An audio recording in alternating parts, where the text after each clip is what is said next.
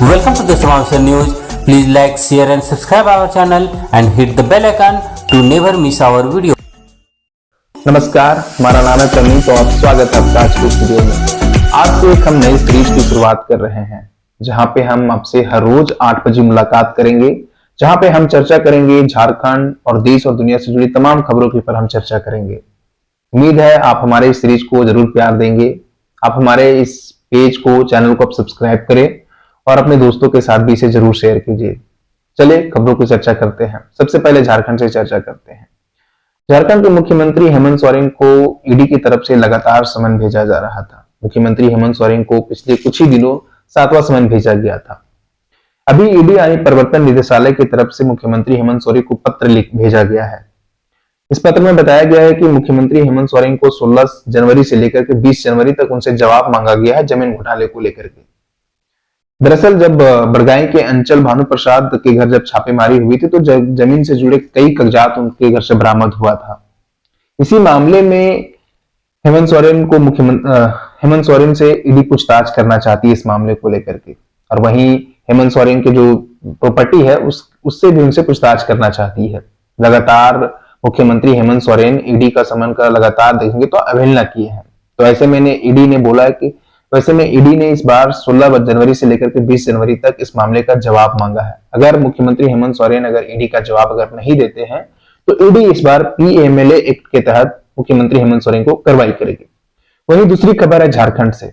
झारखंड की मौजूदा सरकार हेमंत सरकार ने फैसला लिया है कि झारखंड में 90 करोड़ रुपए की लागत से चार्टर्ड प्लेन खरीदने का फैसला लिया है, 6 सीटर का। राज्य में एक और युवा नौकरी को लेकर के प्रोटेस्ट कर रहे हैं राज्य सरकार के खिलाफ। राज्य सरकार नियुक्तियां नहीं निकाल रही है। वहीं दूसरी तरफ राज्य सरकार ने फैसला लिया है कि 90 करोड़ रुपए की लागत से एक चार्टर्ड प्लेन खरीदा जाए। झारखंड सरकार के पास एक भी चार्टर्ड प्लेन नहीं है। एक प्लेन है वो किराए का है, जिसका किराया काफी ज्यादा हो जाता है। कभी कभी इमरजेंसी में अगर कहीं जाना होता है तो उसका किराया उसी हिसाब से तय होता है। तो ऐसे में इस बार फैसला लिया है कि एक चार्टर्ड प्लेन खरीदा जाए, जिससे झारखंड के जो मंत्री हैं, जो अधिकारी हैं, अगर उन्हें कहीं आना जाना हो तो इस चार्टर्ड प्लेन का इस्तेमाल कर सकते हैं। वहीं दूसरी तरफ अपोजिशन ये दलील दे रहा है कि झारखंड सरकार को ये समस्या नजर आ रही है कि झारखंड में चार्टर्ड प्लेन नहीं है। वहीं दूसरी तरफ राज्य के जो युवा हैं, जो नौकरी की आड़ में उनका उम्र निकलता जा रहा है, नौकरी के लिए कई बार धरना प्रोटेस्ट कर रहे हैं राज्य के युवा, वो समस्या हेमंत सोरेन को नजर नहीं आ रहा है, राज्य सरकार को नजर नहीं आ रहा है। वहीं दूसरी तरफ राज्य सरकार ने यह दलील दिया है कि झारखंड सरकार के पास एक भी चार्टर्ड प्लेन नहीं है, सारे के सारे भाड़े का चार्टर्ड प्लेन है। और जो भाड़े का जो चार्टर्ड प्लेन है उसका जो कॉन्ट्रैक्ट है वो मार्च में खत्म हो जाएगा। तो ऐसे में राज्य सरकार के पास एक चार्टर्ड प्लेन होना चाहिए। तो इसको लेकर के एयर एविएशन की तरफ से मंजूरी भी दे दी गई है और 90 करोड़ रुपए की लागत से 6 सीटर का चार्टर्ड प्लेन खरीदा जाएगा। वही तीसरी खबर है झारखंड से ही। 2024 का लोकसभा चुनाव होने हैं और इसको लेकर के काफी कम समय बचा है। इसी बीच इंडिया अलायंस के जितने भी दल हैं उनके बीच सीट शेयरिंग को लेकर के बड़ा घमासान चल रहा है। चाहे फिर वो बंगाल हो, फिर दिल्ली हो, या फिर बिहार हो, या फिर झारखंड हो, हर राज्य में सीट शेयरिंग को लेकर के बड़ा घमासान चल रहा है।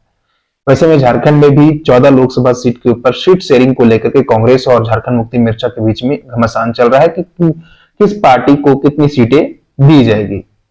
इसको लेकर के झारखंड से चंपाई सोरेन, सुदीप कुमार, विनोद पांडे, सुप्रियो भट्टाचार्य, गुलाम अहमद और राजेश ठाकुर आज दिल्ली गए हैं। आज दिल्ली में कांग्रेस और झारखंड मुक्ति मोर्चा के बीच में एक बैठक होगा सीट शेयरिंग को लेकर के। अगर 2019 का अगर गणित देखें कि कांग्रेस ने कितनी सीटों के ऊपर चुनाव लड़ा था, झारखंड मुक्ति मोर्चा ने कितनी सीटों के ऊपर चुनाव लड़ा था, तो ये जो फॉर्मूला था वो 9 और 5 का फॉर्मूला था। यानी 9 सीटों के ऊपर कांग्रेस और 5 सीटों के ऊपर झारखंड मुक्ति मोर्चा ने चुनाव लड़ा था। वहीं 9 सीटों में से 7 सीटें कांग्रेस खुद चुनाव लड़ी थी और 2 सीटें थी वो जीवीएम को दे दी थी। वहीं झारखंड मुक्ति मोर्चा ने 5 सीटों में से 4 सीटों के ऊपर उन्हें खुद चुनाव लड़ा था और 1 सीट था वो आरजेडी को दे दिया था। हालांकि अगर आप 2019 के लोकसभा चुनाव का अगर परिणाम देखते हैं, झारखंड में 14 लोकसभा सीट में तो 11 सीटें भाजपा के खाते में गई थी। 1 सीटें आसू पार्टी के खाते में, एक सीटें कांग्रेस के खाते में और 1 सीटें झारखंड मुक्ति मोर्चा के खाते में गई थी।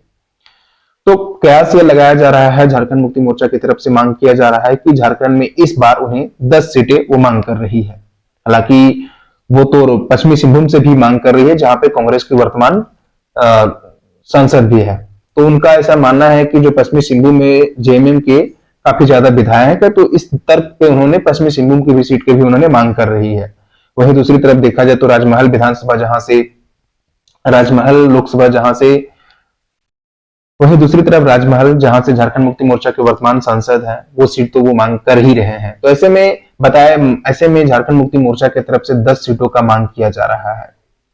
तो ये था आज के कुछ झारखंड के खबरें। कल से हम चर्चा करेंगे झारखंड और देश से और दुनिया से जुड़ी तमाम खबरों के ऊपर हम विस्तार से चर्चा करेंगे। बाकी आप हमारे इस सीरीज का जरूर प्यार दीजिए। मिलते हैं नेक्स्ट वीडियो में। Welcome to the Samavasa News.